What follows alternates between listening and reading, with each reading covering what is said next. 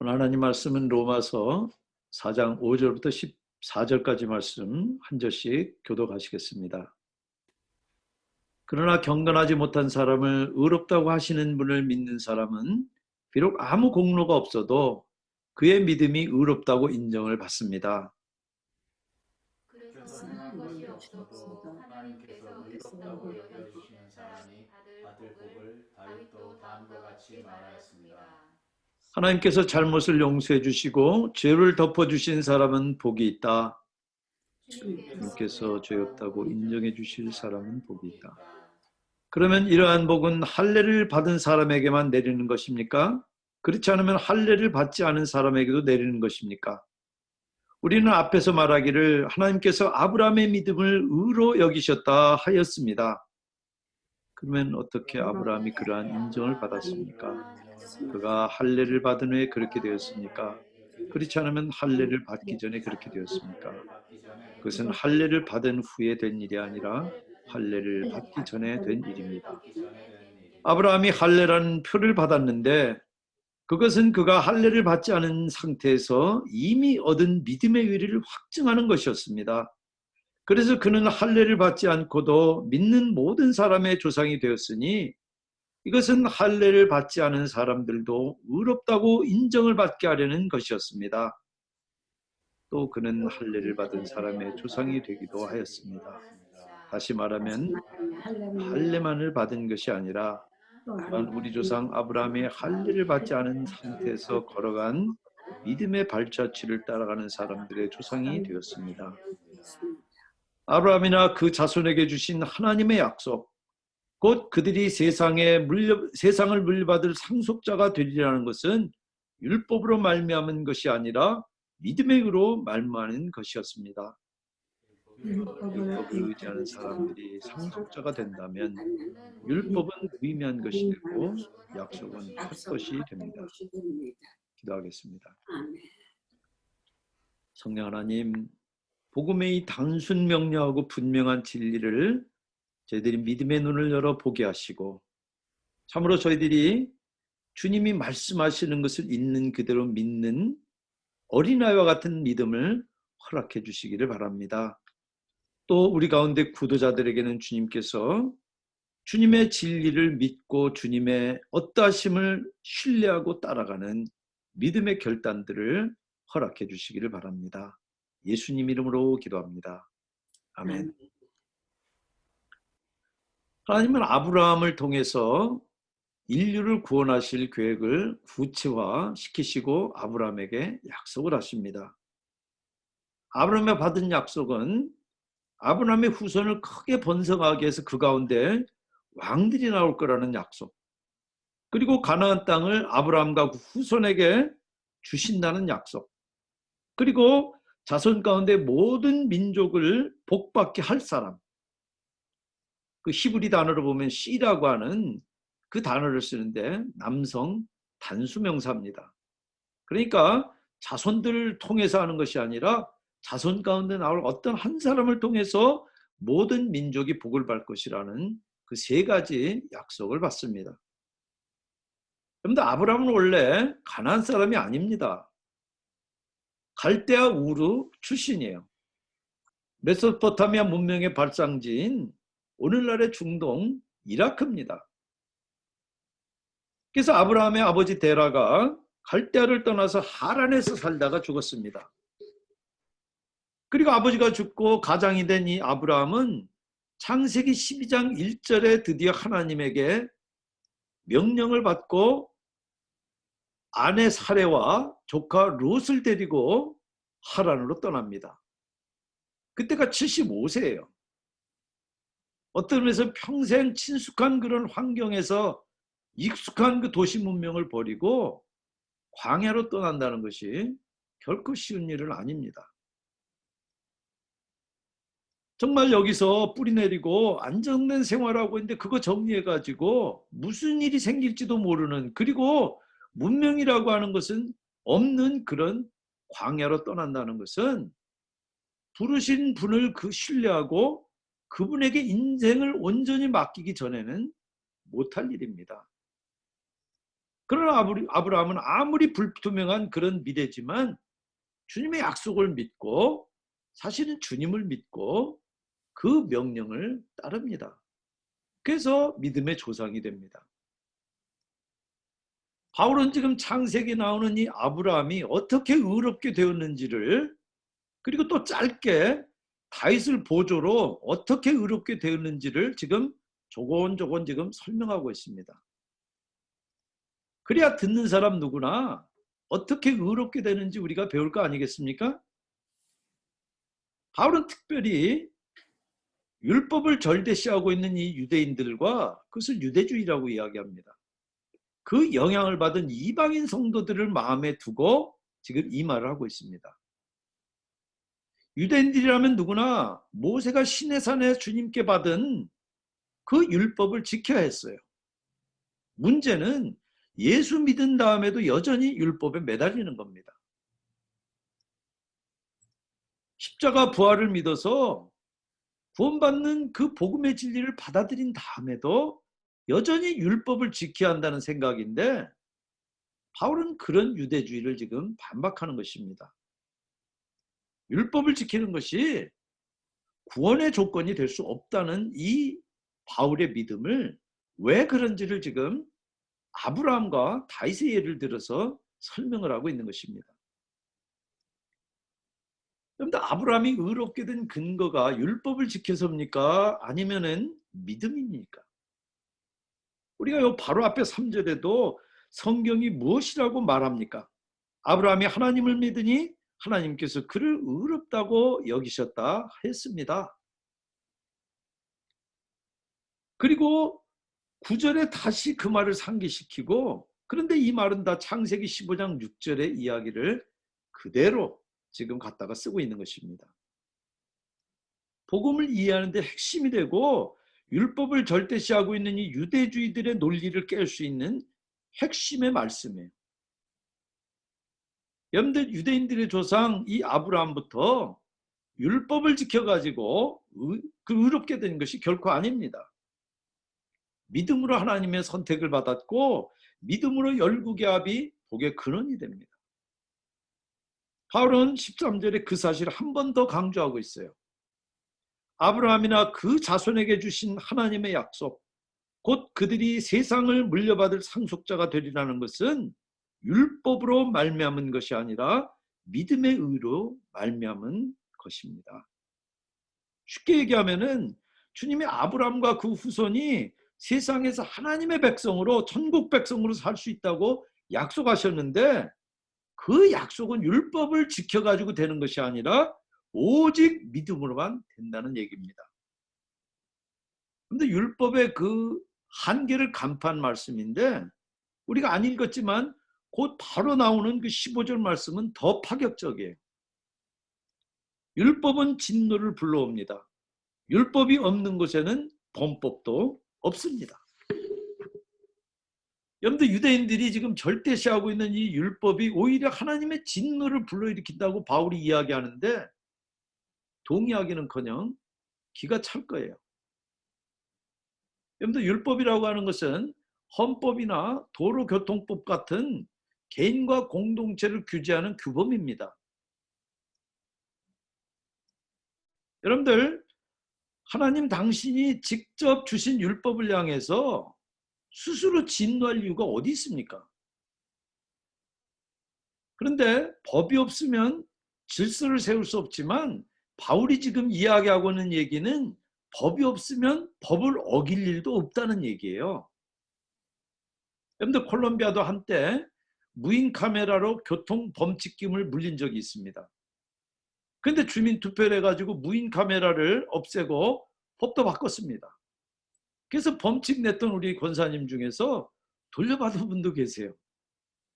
근데 행위는 같은데 벌이 달라요. 왜? 법 때문이에요. 여러분들, 율법 때문에 죄를 인식하고 죄의식이 생기는 것입니다. 바로 그 죄의식이, 죄를 지어서 죄 때문에 하나님 앞에 갖게 되는 그 길티 필링이 바로 하나님의 진노의 대상이에요. 그래서 바울이 하는 얘기는 율법이 바로 하나님의 진노를 불러일으킨다는 것은 율법이 죄를 인식하게 하고 거기서부터 그 벌이 온다는 얘기입니다. 여러분 지금 바울이 법 없애고 마음대로 살자고 지금 무법주의를 주장하는 겁니까? 아니에요. 반드시 할례도 받고 율법도 지켜야 된다는 유대주의를 겨냥하는 말입니다. 여러분들 잘못된 법 때문에 불행해지는 경우는 많지 않습니다. 그러나 오히려 좋은 법도 잘못 쓰면은 질서를 무너뜨리고 사회를 파괴시켜요. 여러분들 독일의 바이마르 헌법은 20세기 현대 헌법의 전형입니다. 아주 모범이에요. 그래서 수많은 민주주의 국가가 헌법을 만들 때 그 바이마르 헌법을 따라서 만들 정도로 아주 훌륭한 법입니다. 그런데 바로 그 헌법을 가지고 독일의 나치 정권이 들어서요. 여러분들 근본적인 한계가 있는 법을 절대시하면은 그 법이 보호하려고 하는 그 인간과 사회를 오히려 파괴시켜버리는 것입니다. 그래서 바울이 지금 아브라함의 예를 드는 거예요. 그런데 아브라함은 평생 율법의 율자도 모르는 사람이에요. 율법이 생기기에 수백 년 전 사람이에요.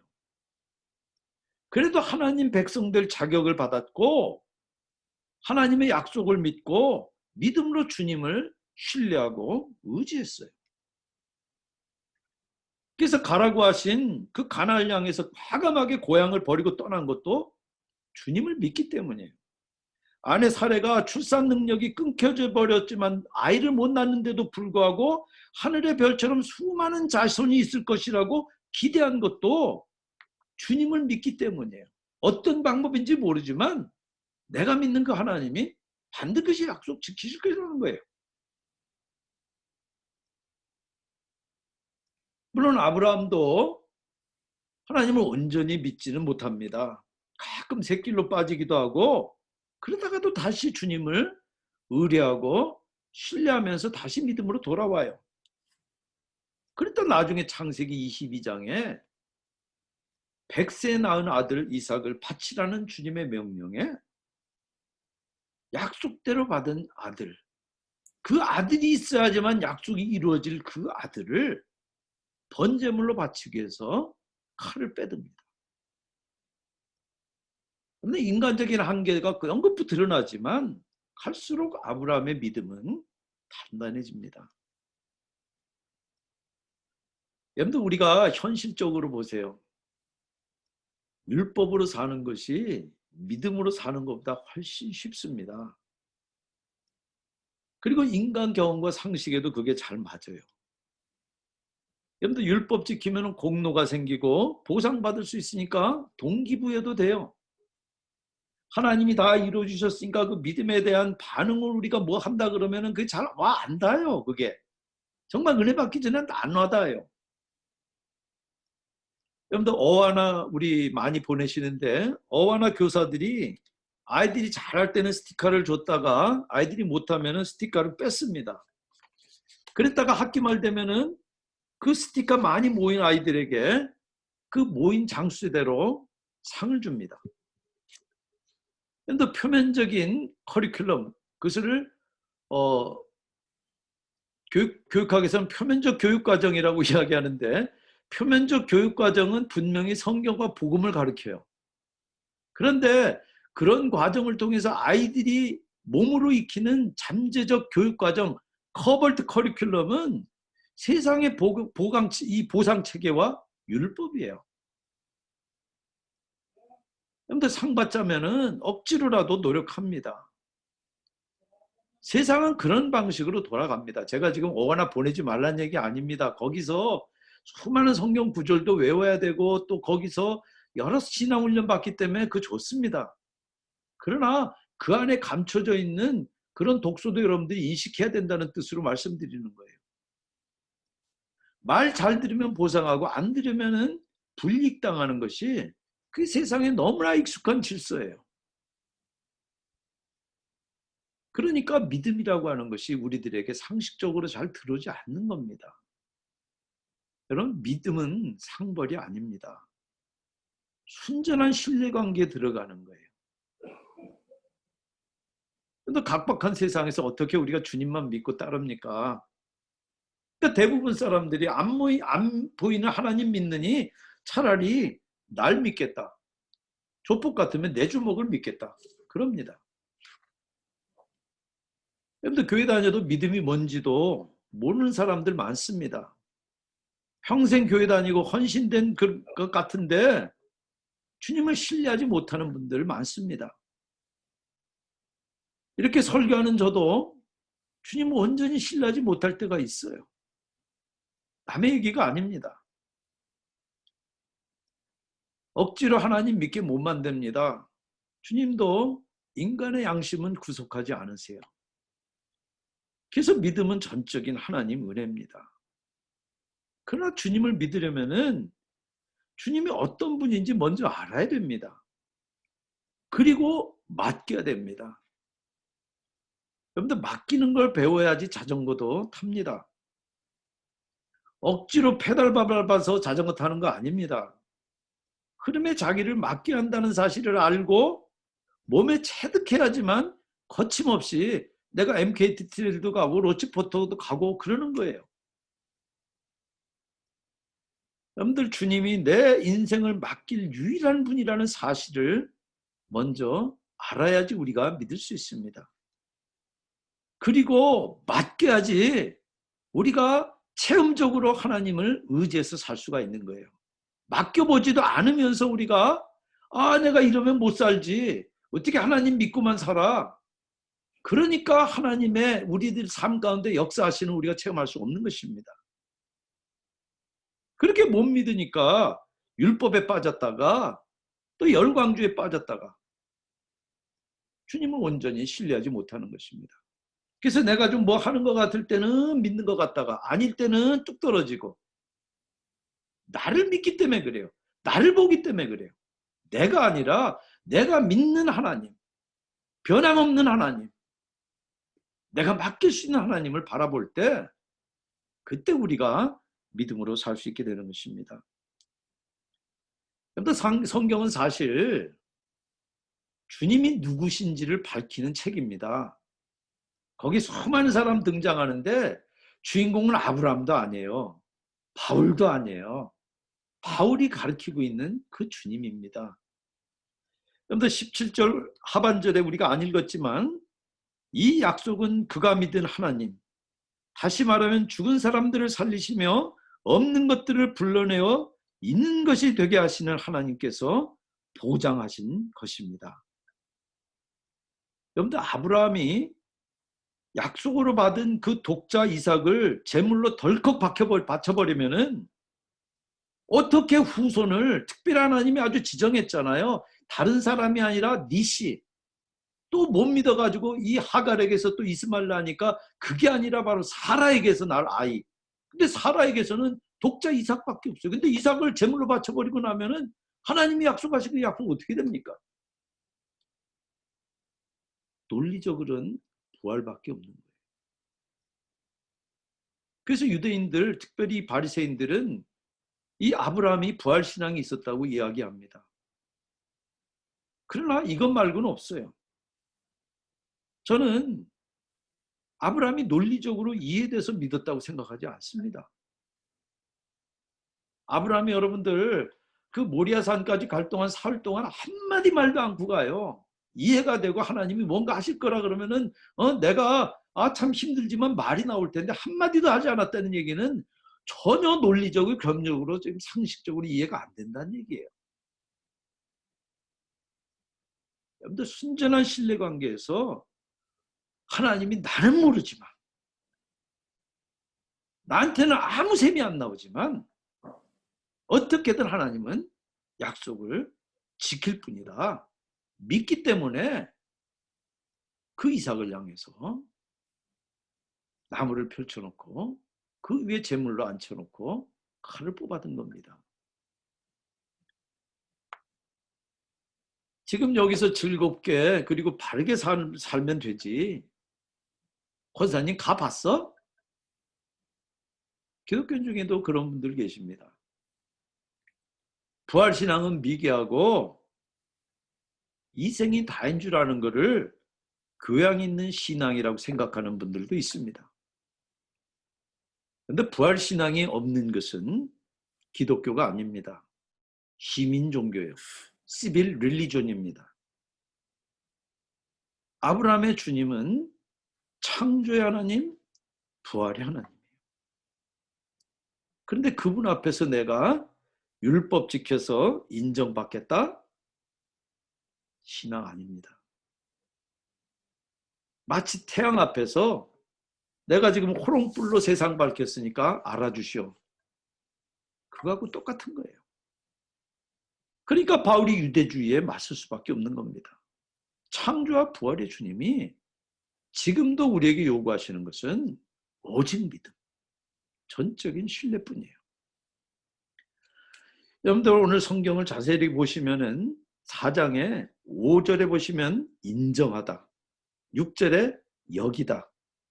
둘 다 헬라어로 로기조마이라고 하는 동사입니다.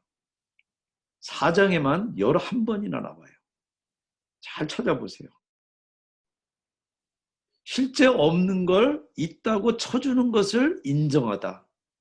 혹은 여긴다. 그렇게 이야기합니다.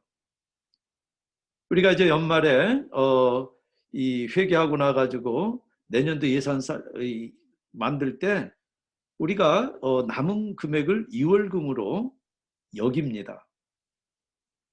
이월금으로 여길 때 그거는 수입으로 잡습니다. 그런데 그게 수입입니까? 수입 아니에요. 그런데 수입으로 여기는 거예요. 여러분들 4장의 논리를 이해하는데 열쇠처럼 중요한 그런 동사입니다.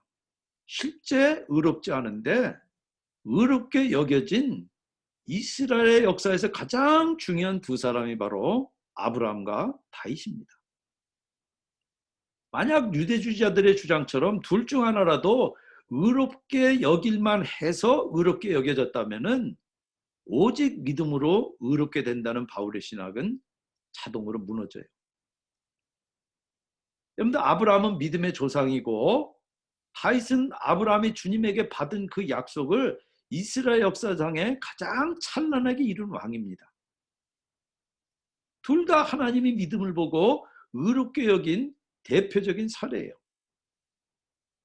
여러분들 독자 이삭을 바치라는 명령에 복종할 만큼 믿음을 보였지만 그러나 아브라함이 의롭게 여겨진 것은 모리아산에서 믿음의 행위를 보인 다음이 아니에요. 주님이 너의 자손이 저 별처럼 많아질 것이다 그렇게 약속하실 때 그 약속을 믿었어요. 사실은 약속을 믿기보다 약속하신 주님을 믿은 거예요. 그 믿음을 주님이 의롭게 여기셨어요. 우리가 읽은 내용이에요.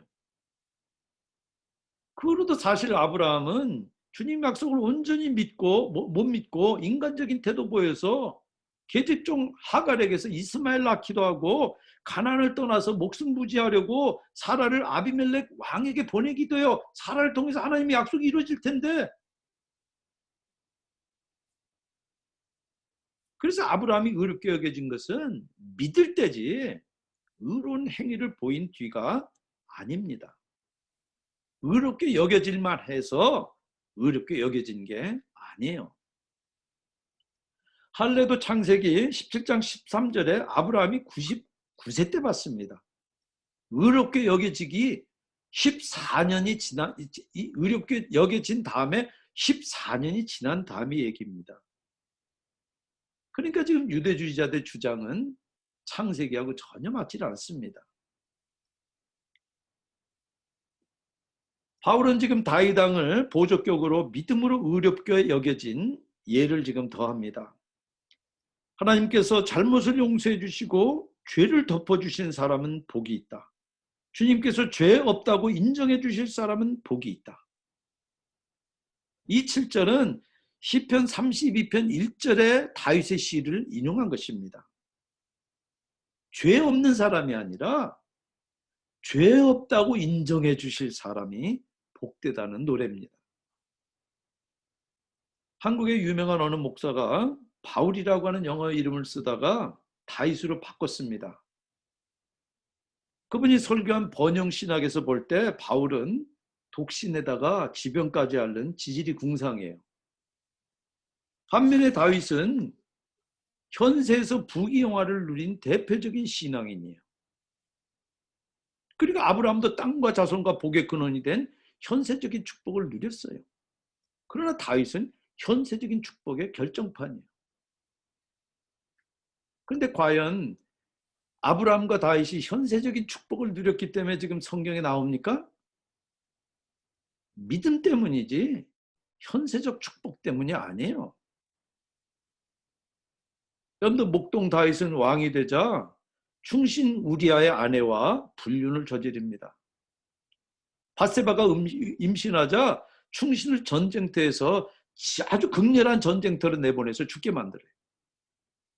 곰과 사자 입에서 양을 꺼낼 만큼 용기 있고 충성스럽던 목동이 권력을 잡고 왕이 되자 비겁한 음모로 친구를 죽인 괴물이 돼요.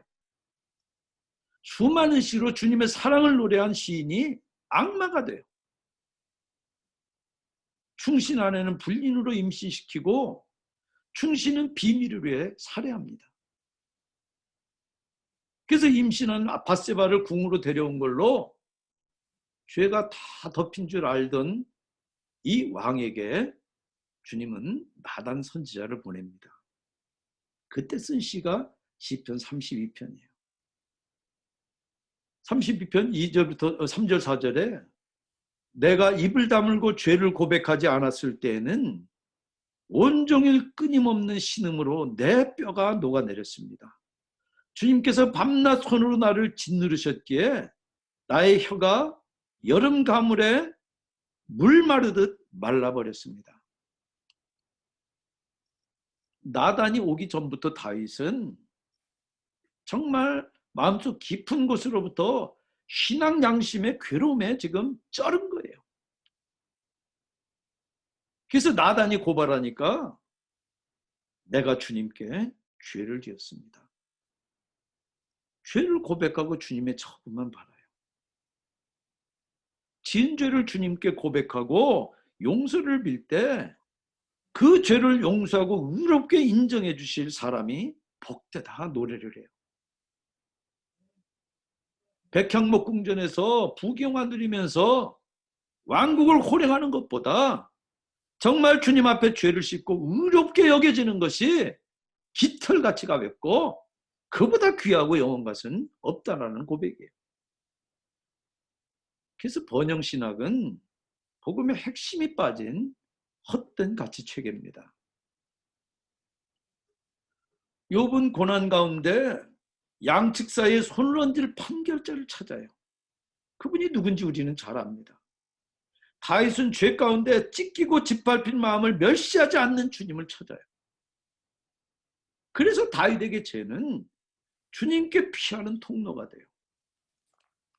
어거스틴은 그런 다윗을 향해서 영광스러운 죄라는 표현을 씁니다.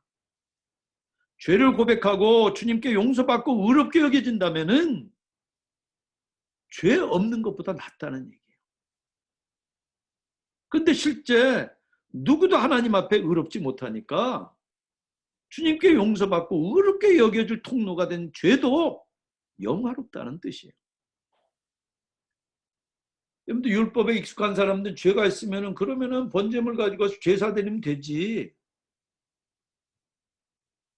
그럼 죄가 없어집니까? 하나님이 그렇게 죄가 없다고 여겨주시는 것뿐이었어요. 그리고 왜 그렇게 여겨주십니까? 그 죄인을 대신해서 죽는 그 피 흘린 그 짐승의 피가 바로 십자가에서 흘리시는